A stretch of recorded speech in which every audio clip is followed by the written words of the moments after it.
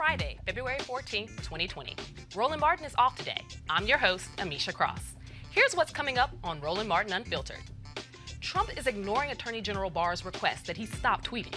In breaking news, Barr has hired an outside prosecutor to review the case against ex-Trump advisor Michael Flynn. The Nevada caucus is on Saturday, and no one knows if it's going to work or end up just like Iowa. Nearly 4 million Latino voters are opting out of the political process in Texas. We'll break it down with a panel. Plus, are you happily with your soulmate this Valentine's Day or still looking? We'll talk about that and how to strengthen the relationship you already have. It's time to bring the funk on Roland Martin Unfiltered. Let's go. He's got it. Whatever the miss, he's on it. Whatever it is, he's got the scoop, the fact, the find. And when it breaks, he's right on time and it's rolling. Best believe he's knowing. Putting it down from sports to news to politics. With entertainment just for kicks, he's rolling. It's on go, roll, y'all. It's Roland Martin, yeah. Rolling with Roland now.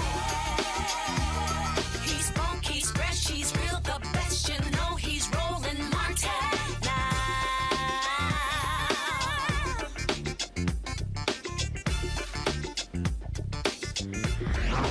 Martin.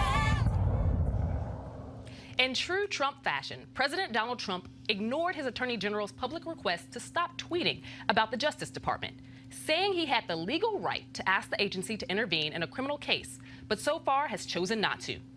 Attorney General William Barr said in an interview with ABC News that Trump's tweets were making it impossible to do his job, especially following the department's handling of the sentencing recommendation for Trump ally and confidant Roger Stone.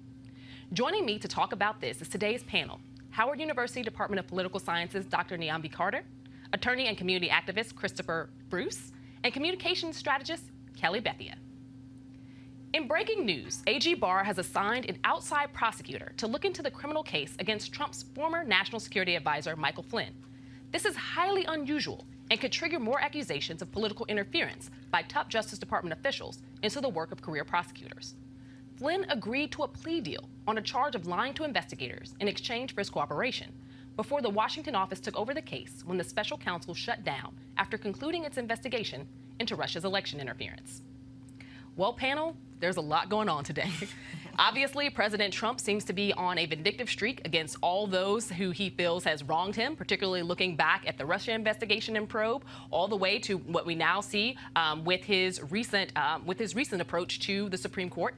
And there are a few questions that are, that are bubbling under the surface. First of all, we just saw what happened with Roger Flynn and Stone. What do you guys think, and I'm going to start with you, Kelly, is the impetus behind all of this? Why can't Trump stop tweeting? There have been arguments that he can't get out of his own way, that a lot of this is literally brought on by the fact that he is using Twitter as his bully pulpit. I mean, we've seen this for the past, 4 years at this point. I'm talking even before his presidency. He is a bully. Thoroughly a bully, and not only that, he's a narcissist. So it doesn't matter what anybody says to him, about him, through him, for him, whatever. If he feels that he's right, there's nothing that's going to prevent him from doing what he feels is right. And for him, he feels like, tweeting is his whole First Amendment right and free speech and all of that. And you have an entire, conglomerate of people out here in America who actually are, behind him. So he really doesn't have a reason to stop. He has his cult following. He has his yes men in the White House. He has his yes men in the executive branch, and we're seeing that this week as well. Everything that could possibly, give him the other side of the consciousness, it doesn't exist. And the people who try disappear. I'm not talking about death or whatever, but they're no longer in a position to rectify the situation, and that's in large part due to his narcissism, due to cronyism and other nepotism going on in the White House. And he doesn't see why he should stop.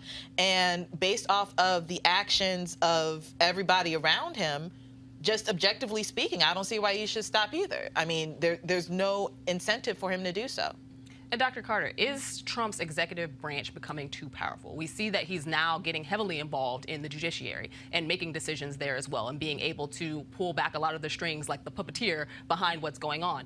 What does that mean for our country? Well, I mean, I think one of the things we've been talking about after this impeachment process is the way he understands the office. He sees this as the imperial presidency. So he sees himself as sort of a petite king, so that anything he wants to do is okay. And he has folks like A.G. Barr and Alan Dershowitz and all these others who will argue that because he has executive privilege, that anything goes. And his tweet said as much when he said, I haven't asked him to do anything, but it's not beyond my purview to ask him to do something about these criminal investigations, talking about Attorney General Barr.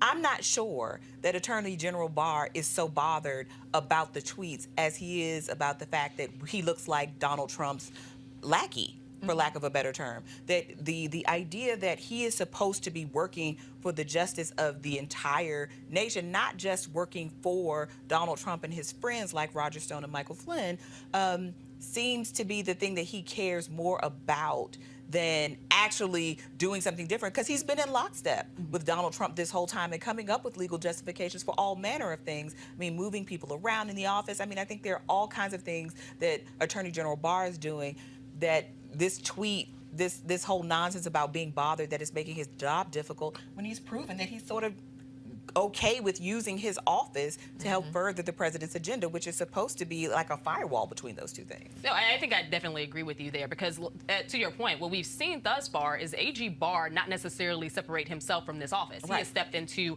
a lot of situations that specifically at the direction of the president. So to see him now come out and try to calm down President Trump on Twitter is very interesting. I think that, again, to your point, it points more to him understanding that America is watching. Yes. And that him taking these directives specifically from the president is something that is under a microscope now, considering what we've just seen with the impeachment process. But also, we have to remember this is an election year, yes, and everything is being seen from a different lens right now. Absolutely. And I don't think that A.G. Barr, even though he's probably still taking all of his direction from the president, wants the American public to know just how in lockstep he is, or at least not have those directives being given via the internet on a daily basis. We want to get you in here a little bit, Chris, as well. I know that you're also an attorney. When we're talking about the limits that should be at the executive branch, particularly as it relates to the judiciary, we just saw several prosecutors actually step down. That's a huge deal. What does that mean, and what can we look for going forward for not only this administration, but just how people look at this branch? Well, you're exactly right there.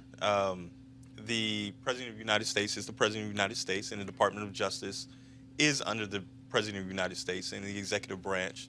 The problem that's happening here, though, however, is that previous presidents have typically respected the Department of Justice to let them do what they do. And that is to make sure that the people of the United States have faith in our judicial system. So with the president interfering with this, now people are really questioning, is justice really being served? So you have, and I know no one on this panel is surprised about what this president is doing, but the lack of integrity that's happening is actually alerting people like Barr and saying, this has gone too far. And I'm one of the type of people of encouraging President Trump to continue to tweet, because it is another way of telling people this is what you elected. So on both sides, make sure he does not get reelected, and on that side, he's just going to get worse. So elections have consequences, and we're seeing them play out now. But I think his followers like this. That's what I was saying. That's the scary part about it. I don't think they're bothered. I think they actually do think that he should be doing more of this and sort of expanding the role. Now, they only like it when it's their guy. Because the truth is, once you set these precedents, it's hard to put that genie back in the bottle. So if there's another president that's of a different administration, of a different party, and you don't like it, you've now set the precedent that the president can kind of do whatever he wants. And what he's done very chiefly, I think, is create enemies of these specific branches. When you're trying to remain this hierarchical power and you're moving towards a dictatorial regime in a lot of ways, what you want to do is eliminate anybody who can put a check on you. And I think that this president has done a really good job of either, shaming those who are actually doing their jobs, removing them, shifting things around, trying to raise the ire in the public's eye around why you should not have faith in these specific government institutions, and leaving it all within himself. But what's interesting when you say the different branches of government basically being enemies of Donald Trump, with the DOJ, that is his branch. He's making an enemy out of an agency under his branch, the people who are supposed to be, working with him. So that's what's really interesting about this. But also, frankly, Donald Trump is just doing what he said he was going to do. Only in his head, he's doing what he said he was going to do. And I don't think people forget or forgot about the whole message of draining the swamp. That always stuck out to me in 2016, the whole notion of draining the swamp. But in reality, he created a swamp. But what you said, though, was really key. He views the Department of Justice as not working with him, but working for him. And that's not exactly, Right. they're in the executive branch to help him administer the government. Exactly. They don't Right. work for him. Exactly. They work for the United Because, States. when people take civics and, Well, I know, it's very That's poor. how it's supposed that's to how be. it's supposed to be, Right. but it's clear that he didn't. But I mean, he also totally misrepresents the Constitution. Absolutely. I mean, Congress comes first, then it's the president, then it's the judiciary, and I think that's on purpose. But he is trying to assume more and more power in his office, not just in the executive branch, because I think he could say to hell with these other administrative agencies. Absolutely. It's all about being in his office, and I think that's really key. So again, are we surprised though? Oh, We are no, seeing not surprised, the but- tales of a dictator. He said this is what he was going That's to what do. he is Yes, doing. absolutely. Right. This So it's just going to continue down this way until there gets to a point, and I don't know what that point I don't is, because I either. thought we reached that point several times before of But saying are we you too can't far, accept that. Are we too far to come back? Because as all of you, I think, said earlier, we're only watching this president's approval ratings go up. We're only watching his, his echo chamber of people stand behind him and get louder. After he did not get removed from office during the impeachment process, we all knew that wasn't going to happen. We know how the Republican-led Senate was going to vote.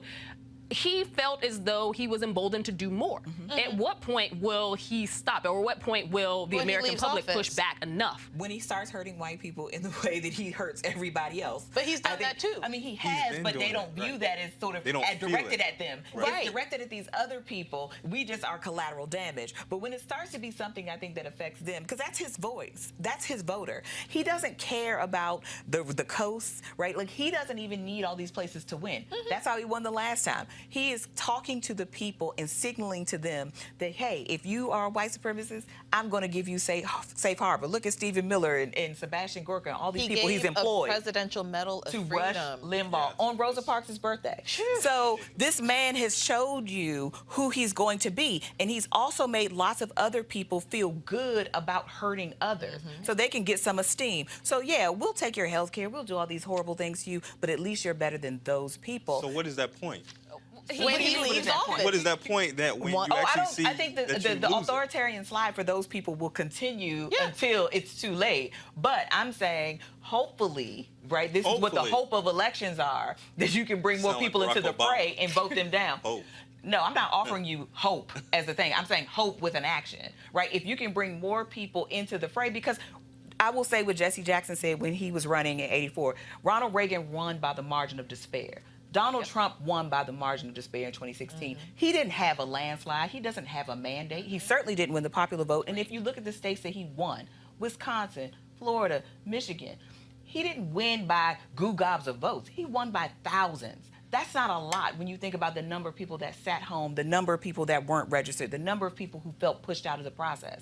I'm saying if elections have consequences, then we can think about re-elections also having consequences. And I think this could be a do moment. you think that he has reached the point where he can break the incumbency advantage, which is huge? No. And we've seen it, over the past 20 years. The incumbent, in very rare cases, does not get reelected again. Right. And right now, we're still seeing the economy that, by all projections, he's claiming a victory in, Yes. and he's touts it along the campaign trail As he every does. day.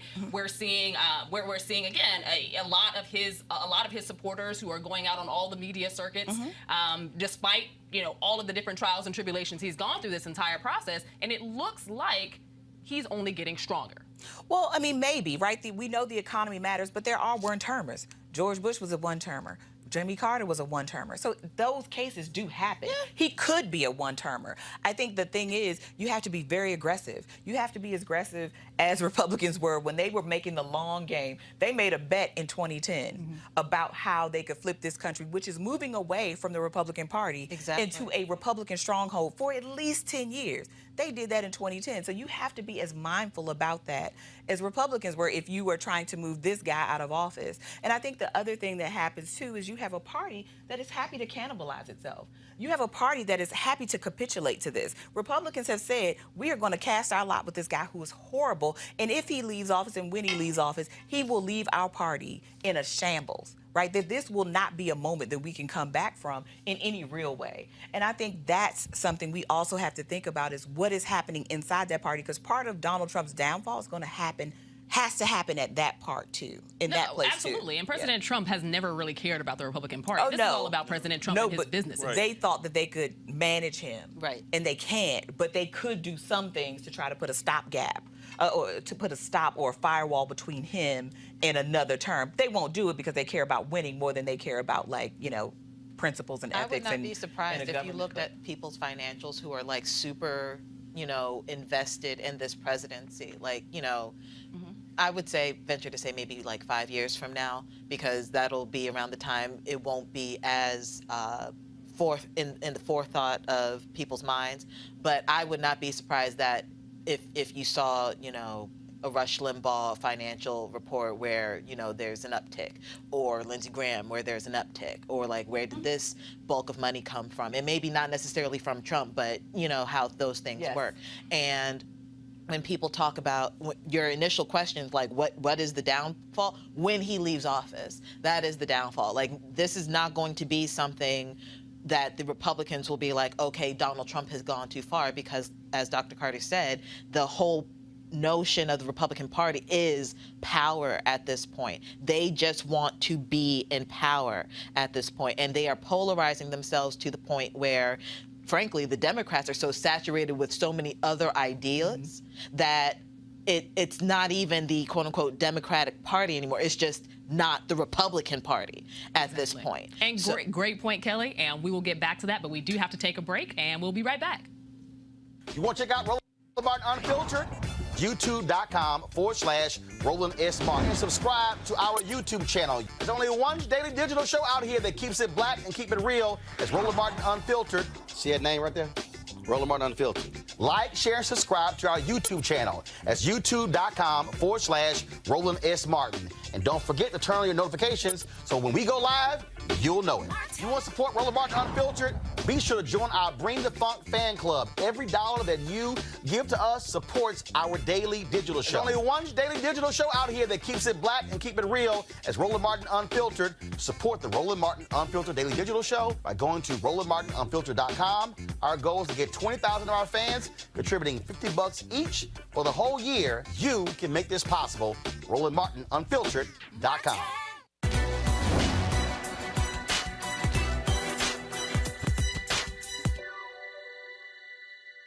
You have the ability. Now apply yourself. Educator Benjamin Mays.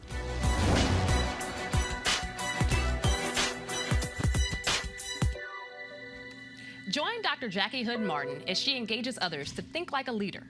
Are you looking to enhance your leadership or that of your team in 2020? Join our newest online course and mastermind group, How Successful People Think. She will be your guide as you learn timeless leadership principles to apply to daily living. Offer expires February 28th, 2020. Register for or start the online course today at www.live2lead.com/Leesburg. The Nevada Caucus is being held on Saturday, and there are concerns that we might see the same kind of problems we saw in Iowa. After the fiasco in Iowa, Nevada got rid of the app designed by Shadow Inc., whose technology failed on election night and left Iowa Democratic officials unable to provide vote and delegate counts for days. That decision solved one problem, but it created a bigger one, since Nevada spent the better part of the year planning out an even more complex process than Iowa around the same app. It'll be interesting to see how this all turns out. Well, panel, we all saw what happened in Iowa. Nevada is next up, going through the same process, which is actually, for them, a little bit more cumbersome than Iowa was. What do you think are some of the tools that they may have at their disposal that Iowa didn't in terms of turning this thing around before it could turn into a disaster? And I'll start with you, Chris. Well, let me start with this. Iowa was a complete disaster, right? So it's kind of hard to do worse. But it looks like, but it's going to be interesting because, as you're pointing out, Nevada does have a more complicated process than Iowa. And they switched over to a different type of process right before this is about to happen. Much like we saw in Iowa. Right. So we're talking about the perfect storm of actually topping Iowa. I mean, Nevada's about to do it. So what this makes is, again, Democrats looking like they are unprepared and cannot handle the election. And we're talking about voter suppression. We're talking about incompetence when we're dealing with this. So I'm praying for Nevada right now. They have to pull off a seamless election. Otherwise, again, people are going to lose their faith in the process altogether. There's that, and I would probably also add to that, we are looking at an entirely different demographic in Nevada than Iowa. One that isn't a lot larger than Iowa's, but also one that is a lot more people of color. And I think that, to the stand of it completely falling apart would be a lot more detrimental, considering the fact that a lot of voters have been waiting for us to get to a state, an early primary state that actually resembled the country more so than a place like Iowa. But in addition to that, when we're talking about the move to a more complex system, I think that it's important that we be reminded that a lot of Democrats actually argued for this post the last election cycle because they wanted to have a process that they thought was a little bit more strenuous than the previous one, just because they felt that Bernie Sanders didn't get a fair shake. Now we're seeing what this new strenuous process actually looks like, and the fact that the whole thing could potentially fall apart because of it. Kelly, I want to get you in here on this. Again, I think that no matter what state you're in, you're looking at the results of Iowa. For the people who were the top one and top two, after days of not knowing who the winners were, by the time it finally came out, no one really cared anymore. It really dropped the momentum and the ball for those candidates who had people on the ground for months at a time and invested loads of cash there. Now we're moving towards Nevada. There's a lot of fear that we may see a repeat, and that it could actually potentially be worse than what we saw in Iowa. I don't see how it couldn't be worse than Iowa at this point. Like you said, you have the demographic issue, you have the size issue, you have the complexity issue, you have the fact that it's another caucus and not just a straight vote like, frankly, I feel like elections should be at this point. I don't understand how, of all the things that happened in 2016 when it came to elections and voter suppression and possible fraud, or the alleged fraud that didn't really happen, like all of this chaos that happened that year, why you would try and create yet another process that is purposely convoluted. It doesn't make that just doesn't make any sense to me. So it's, in my head, I'm actually just looking forward to Super Tuesday and just hoping that, the caucusing thing just kind of is like nightmare over, real election right now, and see what happens from there, because I just don't see the only thing that I see happening in Nevada that I would be paying more attention to is who's going to drop out. Because with Iowa, New Hampshire, we saw that Yang dropped out, and I just have a feeling like people who are lower on the spectrum of votes are going to be like, you know what, this isn't even worth it at this point. Because after Nevada, what is South Carolina? And I'm just like, okay, Absolutely. There are about 8 months left until Election Day, and voting advocates are racing to register millions of eligible Latinos in Texas. The goal is to dramatically improve the livelihoods of Latinos in the state and across the country. There are roughly 4 million Latinos sitting out each election. Apathy is the cause, and they're not exactly getting their interests met. For example, the passage in Texas of SB 4, the so-called Show Me Your Papers law, was written by Republican state legislators and signed into law by Republican Governor Greg Abbott in early 2017. It's surprising how many Latinos in Texas didn't know about the law, but also have no idea that authorities now have the right to check their immigration status simply for being Mexican American. I'm going to start with you, Doctor. Okay. We're seeing more and more anti-immigrant laws and laws that actually punish legal immigrants of Latin American and Mexican descent across this country. Why is it in a place like Texas that has one of the largest Latino populations, do you think we aren't necessarily seeing them show up to the polls in the numbers that they actually represent? I mean, I think it's probably complicated. I think apathy is part, but you also are in this place like Texas where you have a lot of native-born Latinos, so they might not be thinking of themselves as one of those people who might be caught up. And as we all know, the provocation could be just something like being pulled over or something small like, you know, a busted taillight, like nothing criminal, but could lead to all these negative outcomes. And I think for most of us, particularly those who are native-born, we don't think about the fact that we will move around the world with nothing to prove our citizenship on a day-to-day basis. Your license isn't enough, right? In some cases, your other kinds of IDs you might have are not enough to prove your citizenship. So you could be in this morass as a citizen and not know. And so I think for lots of Latino folks in Texas and in other places, it's just not top of the head. But then you have a place like Texas where people have purposely left Latinos out of the equation because it doesn't serve their political interests. And I think one of the things we saw in Iowa, like the Bernie Sanders campaign, they ran the table with Latino voters in Iowa. That's how he won. And the same thing in Nevada. You have 200 and some odd thousand Latinos who are not registered to vote, yet you have 400 and I think about 15,000 Latinos who are actually eligible to vote. So chronic non-voting and chronic lack of registration is there. But what Sanders, at least if Democrats are paying attention or folks care, is what micro-targeting can do. If you reach out to these communities, if you do language ads in multiple newspapers, not just the big daily paper, but what are the local community reading? What are the free papers that people might be reading? What are the radio stations they're listening to? And get those people out and actually show them how to do it. They will not only register, they will show up. And they've seen it happen in Nevada, they're seeing it happen in Iowa, and there's no reason why it can't happen in Texas. So apathy is there, but now we have to work on that mobilization piece and make people understand what's at stake. And part of their freedom is just one part of this, right? It's also making them understand what the long-term consequences of this is, because this can have effects on whole communities. Turning people into voters changes whole communities. Absolutely, and all really good points. And Chris, I kind of want to get you in here because I know that you've carried on a lot of this work with the ACLU, particularly fighting on behalf of those communities that have been disenfranchised, but also alerting them to a lot of these bills that are detrimental to their community. How do you feel the mobilization efforts have gone? And I know that you did this work in Georgia, but I think that there are some things that can be extrapolated on the whole. You know, from Georgia to the entire southeast, southern corridor altogether, there's really no difference of a change. You have to have people in that community advocating for that community. When you actually see somebody, you look at somebody of saying, hey, you can be empowered too, and this is how this needs to happen, that's the way that you get people interested and you bring them into the political process. Some campaigns just don't do that. Some campaigns will send out any and everybody to say, you need to vote because your life depends on it. That second part's true, but do you know what really, the type of interest that I have? Are you really asking me what I want to see in a candidate?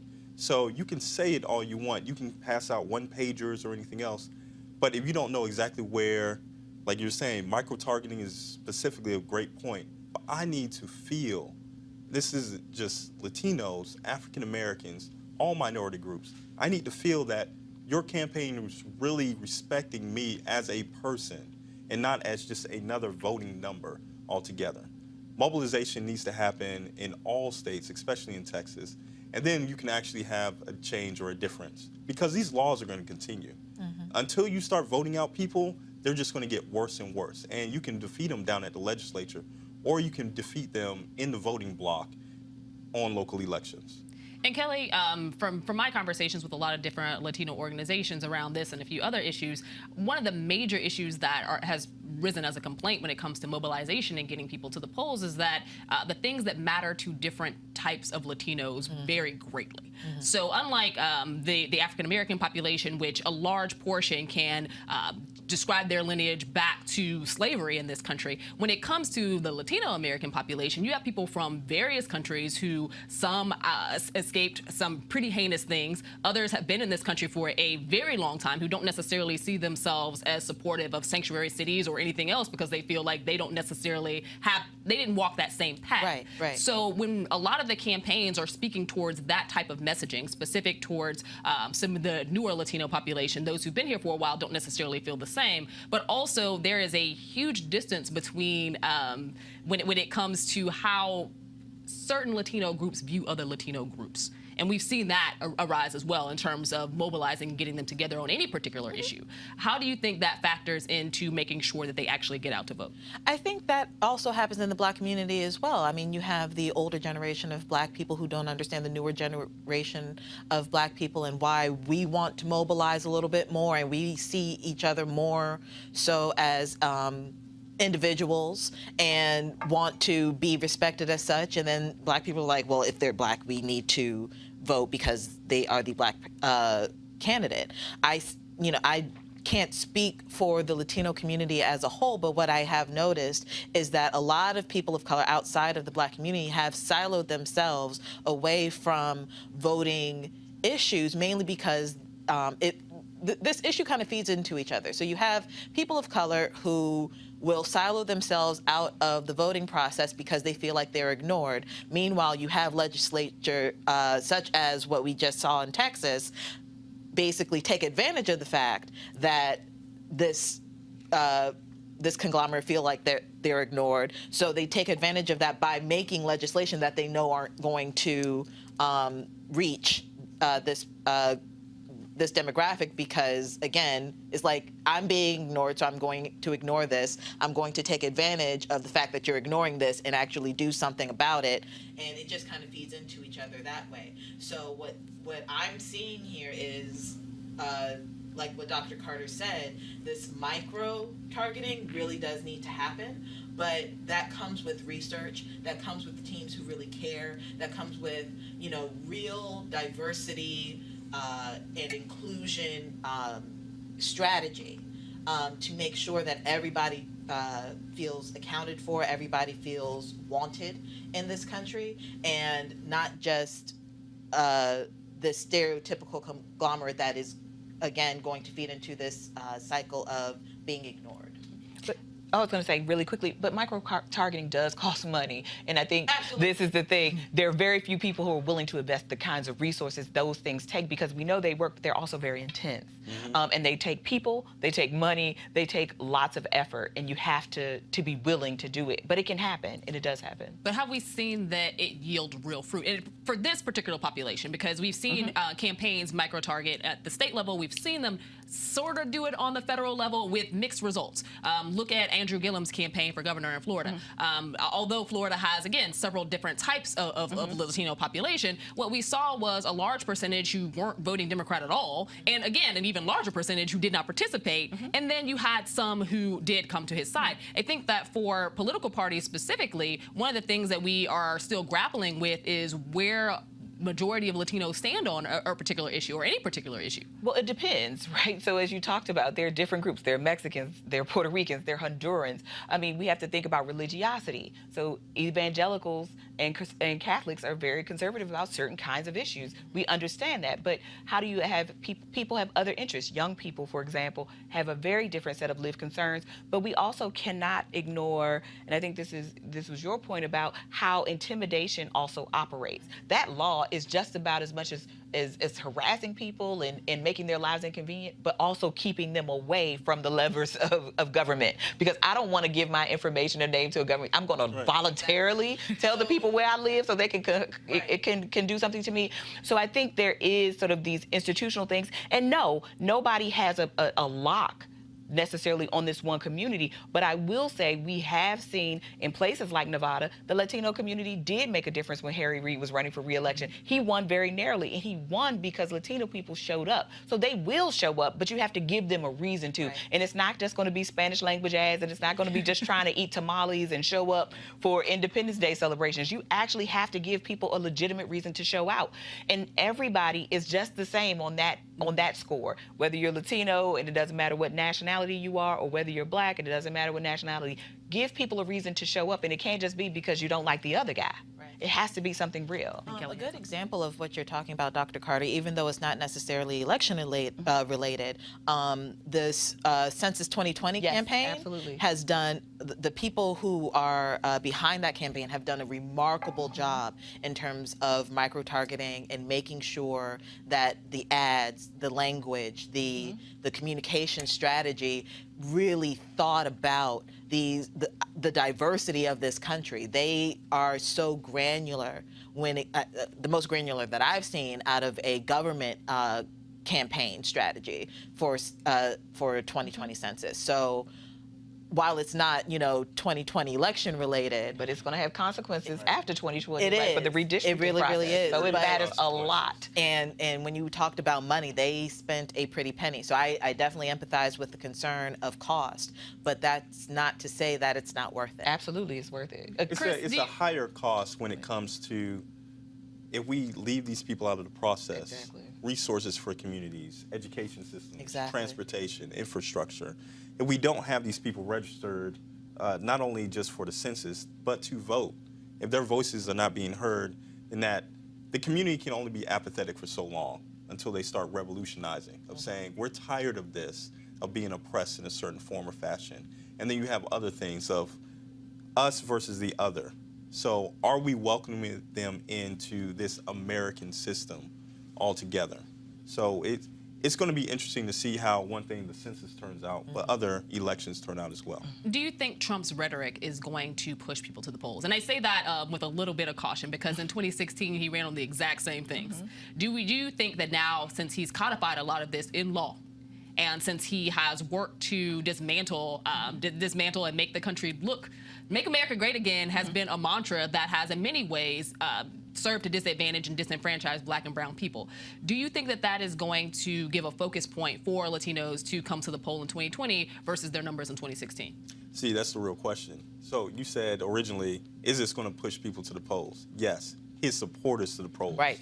Now, are Latinos going to come out to the polls? I'm not Latino, so I'm not going to speak on their community, but I know I'm going to the poll because I can't take another 4 years of Donald Trump.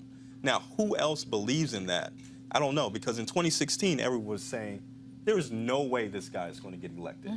And that's exactly what happened. They underestimated. Right. And so we need to figure out, are people still believing that this guy is not going to get reelected, and the type of damage that he's done to our country. But I think also people underestimated white supremacy and people's sort of racist appeals. Like those sort of racist appeals work, and they've worked to great effect for decades. But I think we forgot about it in those sort of, the afterglow of the Obama years and all of those Everybody's things. like, we have a Black People president. But I think Racism. exactly. Over. But then you also had people saying irresponsible things like, we can afford to lose an election. It's not a big deal. This is going to usher in a partisan revolution. This is what we need to shake up the system and wake people up. Give Jill Stein money. Now we have 3 years, and I don't know where that money or Jill Stein is today. But now, in hindsight, people understand what the stakes are. And one of the things we do know is that anger can be a very powerful motivator. It certainly works for white voters, and I have no doubt that for some segments of our communities, not just Black communities, Latino communities, Asian communities, others, marginalized people, that anger can do some of that work as well for those communities, because we see what has happened in 3 years. Everything that he campaigned on, he has done or is trying to do. So we know the threat is real. We know this is not just some kind of carnival barker, right, trying to hustle us and make us feel a certain way so we can just for his own vanity. He means what he says.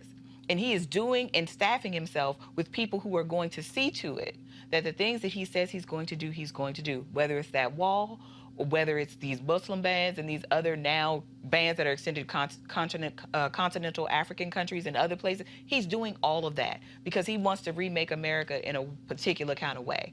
And so I'm hoping that people realize another 4 years of this is only going to embolden him because he has nothing to lose. Translation from The Good Doctor, make America great again means make America white again. And we're going to take a break. When we come back, tips on finding your soulmate and strengthening your relationship.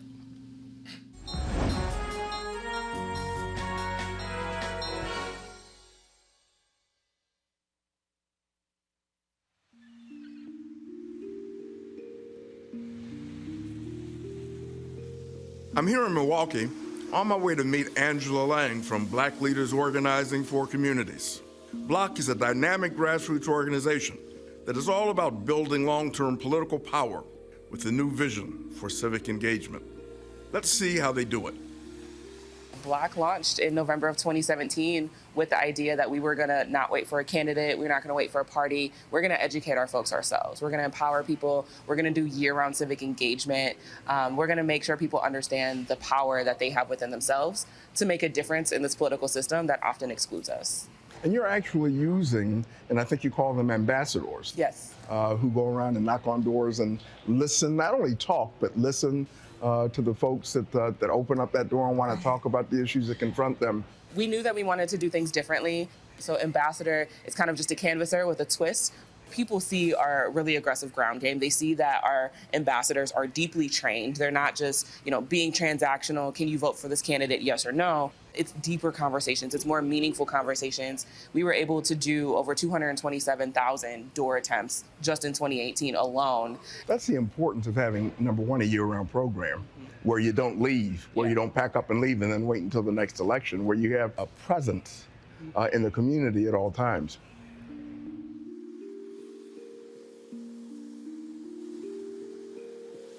So right now we're in the 53206 zip code. A lot of our ambassadors live in the zip code and live actually in the surrounding areas. And this zip code is home to the most incarcerated zip code in the country. And so that's why it was important for us to make sure that we had an office space that was here. Even though we do our work all across the north side, we wanted to show a little extra love to 53206, just given its challenges.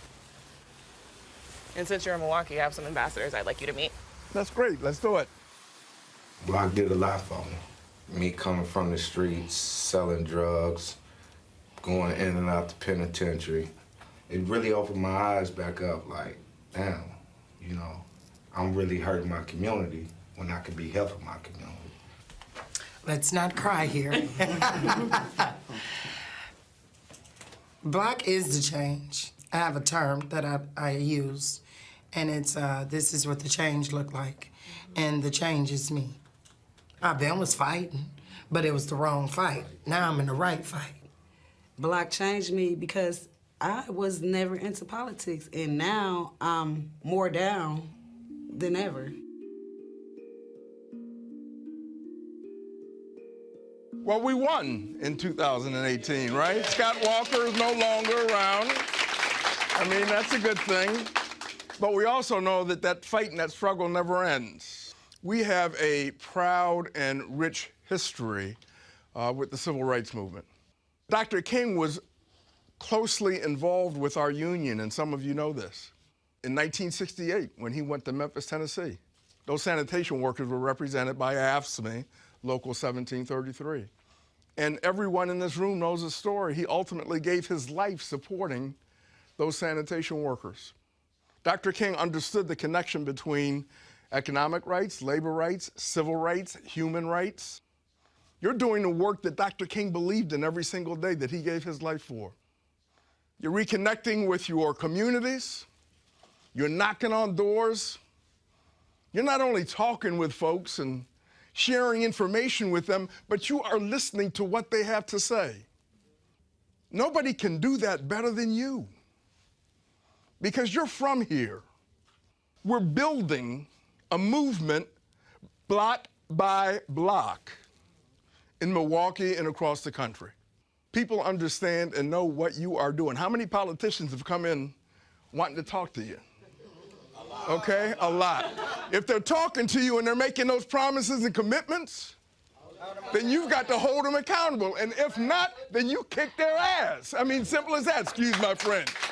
Excuse my friend.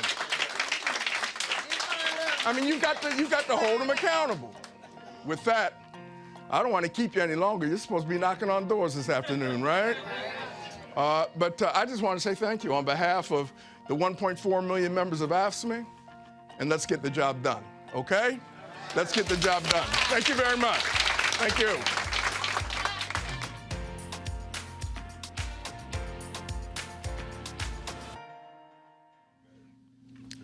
Happy Valentine's Day. Many of you are celebrating with your loved one, and others are feeling pressured because you haven't found the one. Whether you're in a relationship or looking, it's important to understand the purpose and define how you look at it, because how you see it determines how you behave in it. That is according to my next guest, Reverend Darius Daniels, senior pastor and founder of Kingdom Church and author of Relational Intelligence. Welcome to Roland Martin Unfiltered. Thank you so much for having me. Happy Valentine's Day to everybody. Absolutely. So we got to see some clips of your work and have a few questions related to some of the content therein. There was one point where you started describing people's needs versus wants when it came to choosing their partner. Could you elaborate a little bit more on that? I think that a lot of people, both men and women, have these checklists, if you will, about the things that they would like to find in their partner. And you had some interesting comments about that. Yeah, so one, I think both of them are important, but I think it's important to draw a line of distinction between what is actually a preference for you in a relationship and what is negotiable. Because oftentimes when a person doesn't know the difference between those two, they will compromise in an area they probably shouldn't, or they won't compromise in an area where if they reconsider, looking back in retrospect, they probably would. So I think the heart of what I'm trying to get at is we should all know in a relationship what are our needs versus what are our preferences. Then that way, if we have to do some negotiation, and I'm not saying you always have to, sometimes people get blessed or lucky or fortunate and they get absolutely everything they want and need. But if there are times when some negotiation has to take place, you want to make sure you're not compromising the wrong thing at the wrong time and in the wrong area. Absolutely. One of the things that also I think that we'd be remiss if we didn't discuss it here, there are a lot of relationship do's and don'ts and Q&As that go around the Black church all the time. However, we notice that there are a lot of single women in the Black church. Do you think that a lot of the conversation around relationships particularly is helping Black women, who are often the largest group in the church, who are also extra single? No. No. So I think in religious circles, we need to do a better job of that. I think sometimes we are speaking, meaning when I say we, I mean religious leaders, we are speaking to a social reality that no longer exists.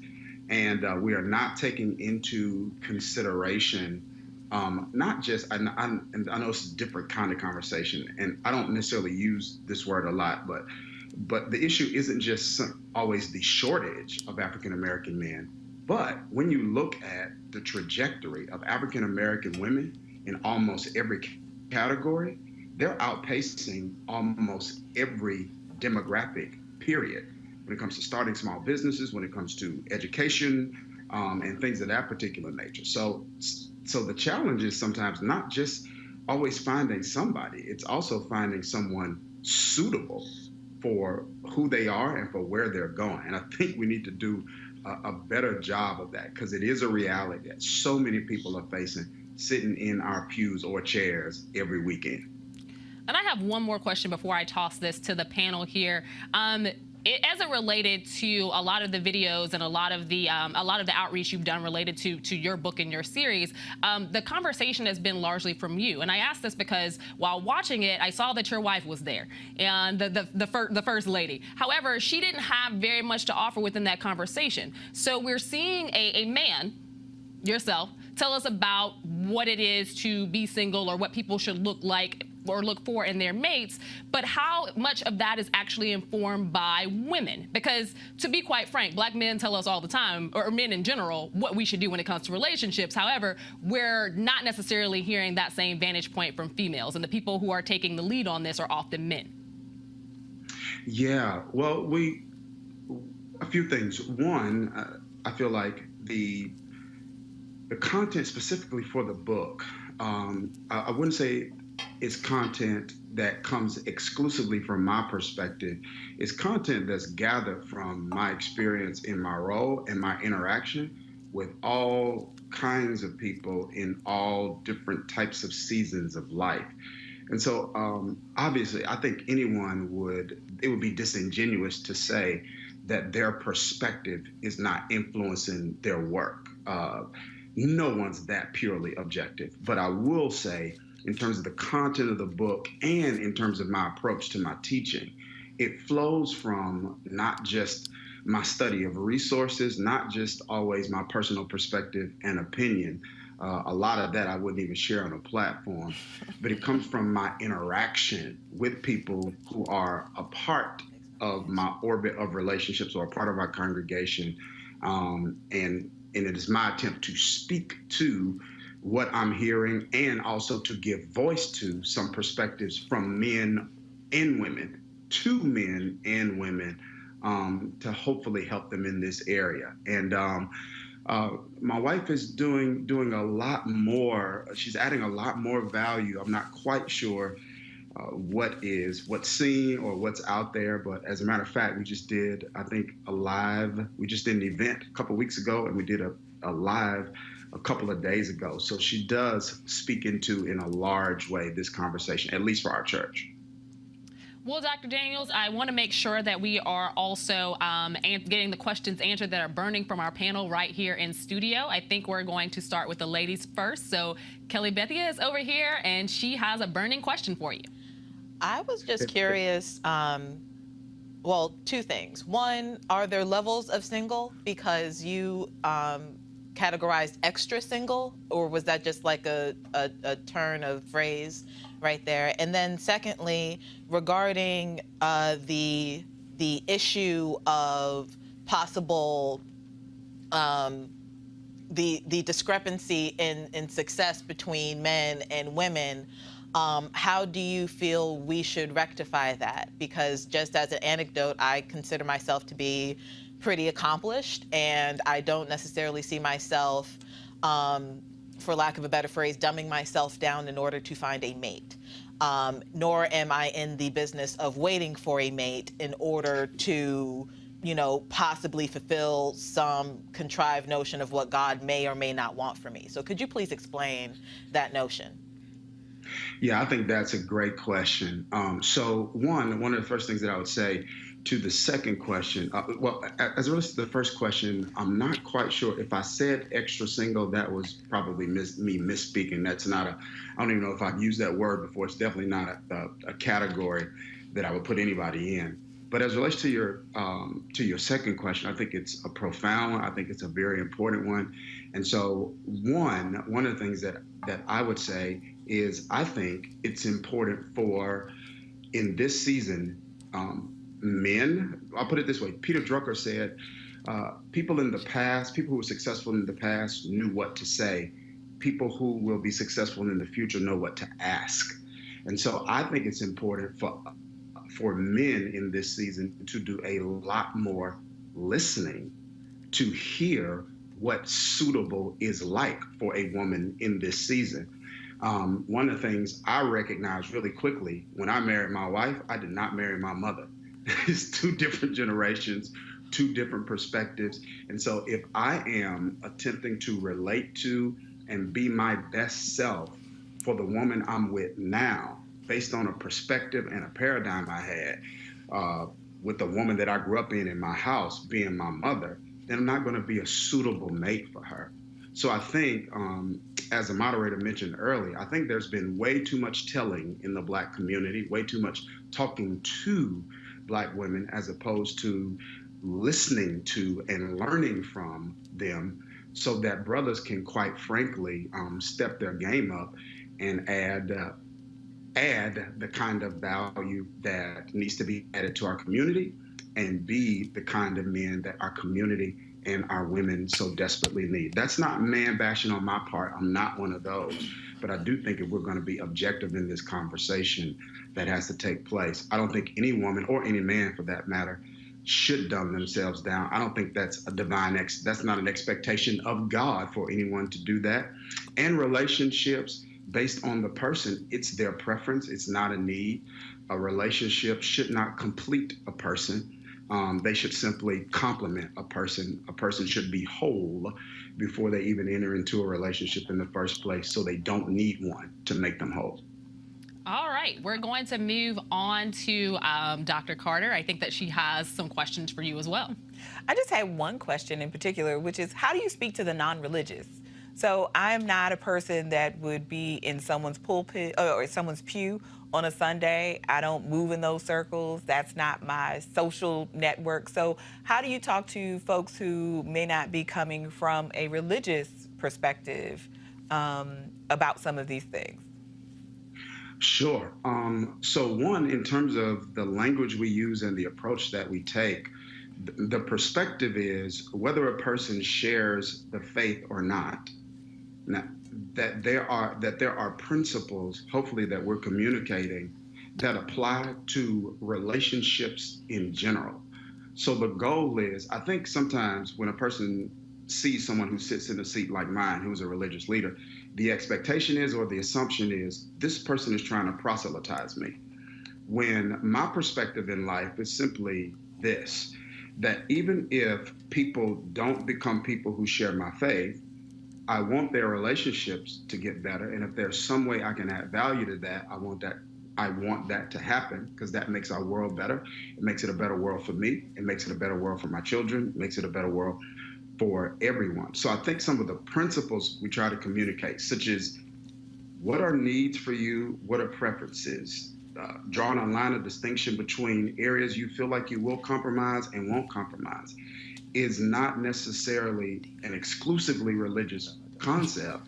And I think it's a concept that can apply to anyone, no matter what their faith is or is not, or no matter what season of life they may be in. So that's our attempt.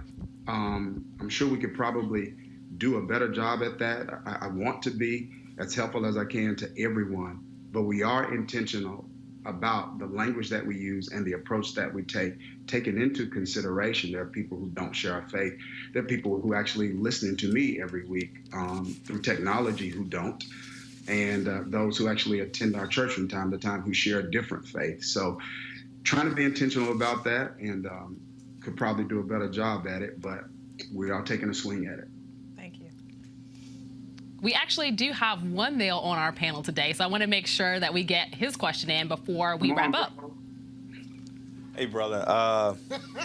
Well, I am a male, but I'm just a local black man. So I don't know anything about these subject matters. It's more of a comment of, like you were saying before, Doctor, is the philosophy that people prescribe to. There's so many things out there, like think like a man, act like a lady. Men, oh, there we go. Men are from Mars, women are from Venus. The 5 love languages. What makes yours unique? And has there been any critical feedback that people should be aware of?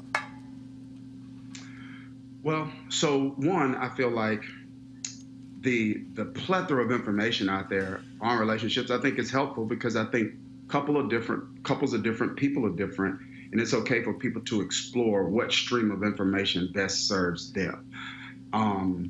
I am going to argue that from my perspective, the uniqueness of my approach is it's a mindset, not necessarily a method, in the sense of, if you get into something like love languages, it's reducing expressions of love to 5 different languages.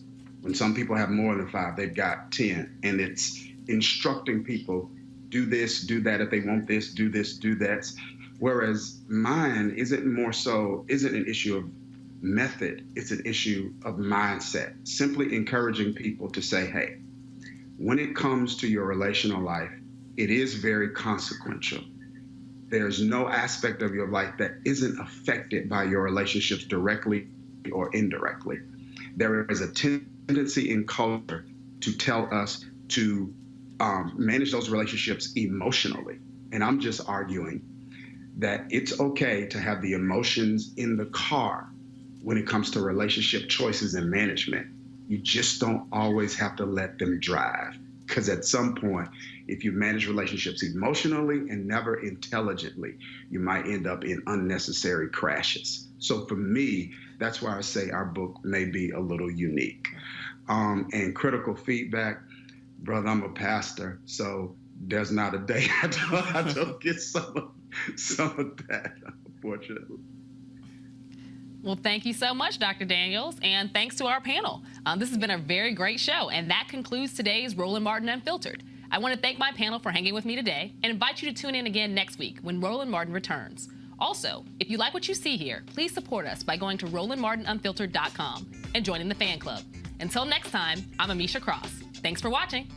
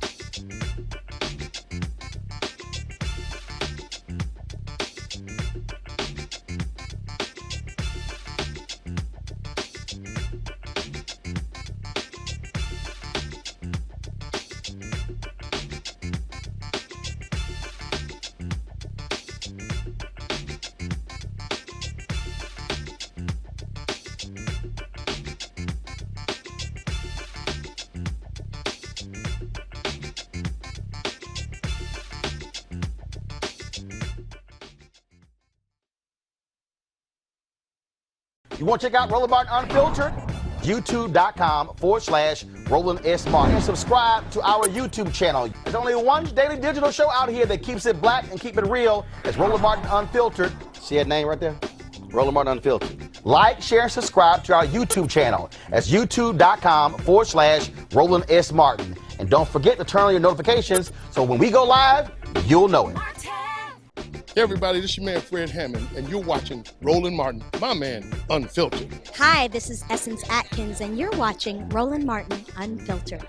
Hey yo, peace world, what's going on? It's the Love King of R&B, Raheem Devon, and you're watching Roland Martin Unfiltered. Hi, my name is Brescia Webb, and you're watching Roland Martin Unfiltered.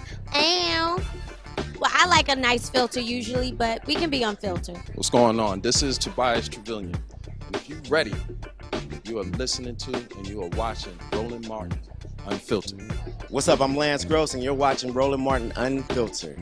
Hi, this is Cheryl Lee Ralph, and you are watching Roland Martin Unfiltered. I mean, could it be any other way? Really? It's Roland Martin.